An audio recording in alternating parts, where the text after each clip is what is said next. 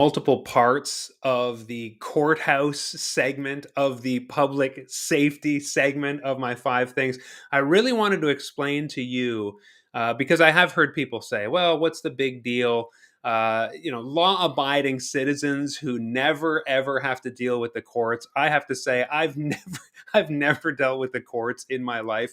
I think a lot of us people who have been privileged enough not to have to go through any sort of inconvenience like that, they feel like, what's the big deal? Courthouse was pulled out of state. It's like anything. If you don't use it, you don't feel it. And unfortunately, tomorrow's New Brunswick Day, and there is so much to celebrate. And I'm going to talk about how wonderful it is.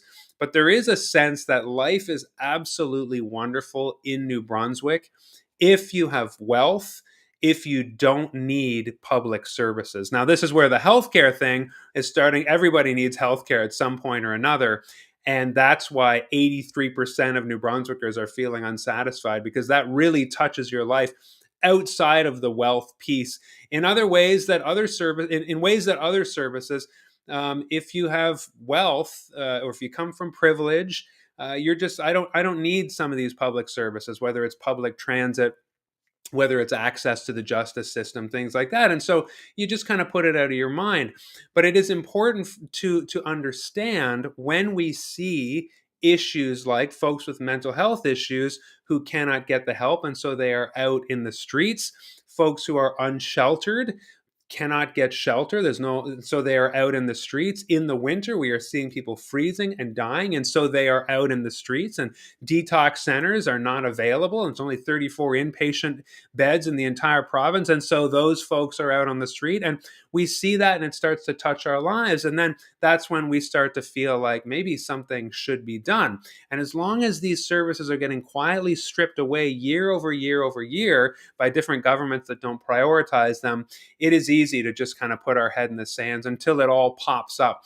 And so, again, I'm reconstructing in today's 5 minutes how we lost the courthouse and the effect that that has. So I just want to continue with the time that I have left here. We're wrapping it up today. We're bringing it home. This is the last part of the courthouse. But it's important for you to know what happened. As I said, those who don't understand history are doomed to repeat it. We want to know the history of what we had, how we lost it, and what it is we will get back, and how it helps when we do get it back. And when I'm your MLA, I'll be working on that. So we ended with a quote yesterday by Robert Creamer, the vice president of the Law Society, who said how detrimental losing it will be, the courthouse, for example, women in domestic abuse situations who won't press charges because they can't get to St. John. By definition, a lot of them have been controlled. They don't have access to family money. And so how are they going to make a victim appearance when the person they're pressed charge against is arraigned? If you charge someone, you need to show up in person in front of a judge. That is the law. We can't rewrite the law, but we can rewrite the laws. But immediately what the province needs to do is step in and help folks in this situation by providing access to justice. Now, the next slide here by Creamer continues.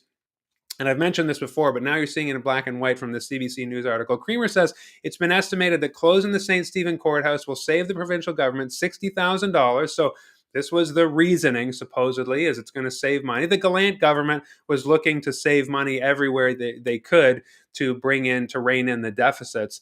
The mayor in St. Stephen believes that policing costs will increase by $100,000. So that is a net loss, right? You don't need to be a mathematician to see that. We're in the hole 40,000 as a result of this decision, let alone the social impact, as we said, that this has on folks. In August 2013, Chief Justice of the Supreme Court of Canada, Beverly McLaughlin, delivered a report to the Canadian Bar Association that calling access to justice systems abysmal. Friends, that's 11 years ago.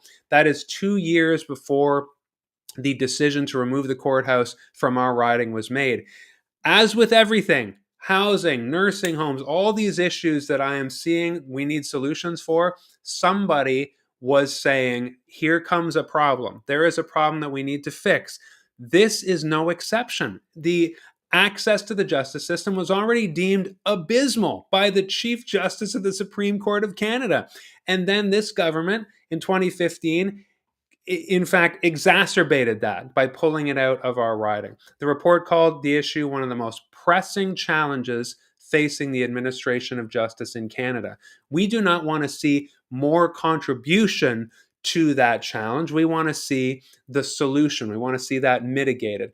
Last slide I want to bring up here, the application by the, so in case you didn't know, the speech from the budget speech in early 2015 announced the closure. There was community protest, including the Charlotte County Barristers Society taking the province to court. But apparently, they didn't do it quickly enough. It had to be done within 3 months. They argued that the 3 months should have started when the closure was official. But the court ruled, the provincial court ruled, that the 3 months started with the budget speech. Do you see that? So they should have launched their lawsuit within 3 months of the March 31st budget speech. When that elapsed, they were too late. They made an argument that no, the 3 months should have started with the closure of the courthouse. They were overruled. They went to an appeals court. The appeals court overruled. So, in fact, what the Barristers Society was arguing never got to see the light of the day, because the court was the case was thrown out. What they wanted to argue was this should not happen because it is a denial of access to justice. Again, that issue never even got to come to the table. So here's what happened at the end of the story. The application by the Charlotte County Barrister Society requests the closing of the courts be quashed or delayed until the issues raised in the application are dealt with. So this is what the Charlotte County Barristers Society was requesting. The application requests the closing of the courts be quashed or delayed until the issues raised in the application are dealt with. It argues that the decision to close the courthouses, this is what the lawsuit was saying, is unconstitutional, and that there was not an open, transparent, public process to arrive at it, and further, that it denies access to justice. This was what the Barrister Society, that was the substance of their case. The application also claims that there will be no or negligible cost savings by closing the St. Stephen and Grand Manan courts. So that's what they brought, and that was going to be the substance of the argument, and it was turned down by the Queen's Bench Court and then by an appeals court, and that was it. It simply left our community. The Liberal government ended their mandate. The Conservative government began theirs for the last 6 years. Now we're at an election, and we do see how this can be changed. This can be overturned. I've talked to the mayor of St. Andrews. There is a courthouse sitting there waiting. What we need is judges who are willing to come here, just like we talked about with the community health center. Doctors who are willing to come here a few days a week, 1, 2, 3 days a week, and administer some cases, get those people through the process. They need to appear before a judge when the RCMP charges them and arrests them and charges them. And so that is what we need to see happen, as well as the public defenders and provincial prosecutors. We need to just see more justice, more access to justice. That, like I say, that includes prosecutors and that includes defenders. We need more of that, and that needs to happen locally. That needs to happen right here in Charlotte County, in our riding, in the riding of Saint Croix, so that it is accessible for everyone. So that is the kind of thing. We need the building, we need the personnel, and of course, we do need the funding. And as we see, a very strong argument can be made. As your MLA, I will definitely dig into the numbers on this. A strong argument can be made that we are spending more, and the social impacts of removing the courthouse are actually higher than having a courthouse here. I don't think it's a difficult argument to be made. So that is what we want to see. That concludes the public safety piece as far as the courthouse. I want to move now, tomorrow's New Brunswick Day, next week, into the public transportation piece and how that helps people feel safer where they live. Have a wonderful rest of your day, and talk tomorrow. Hope you're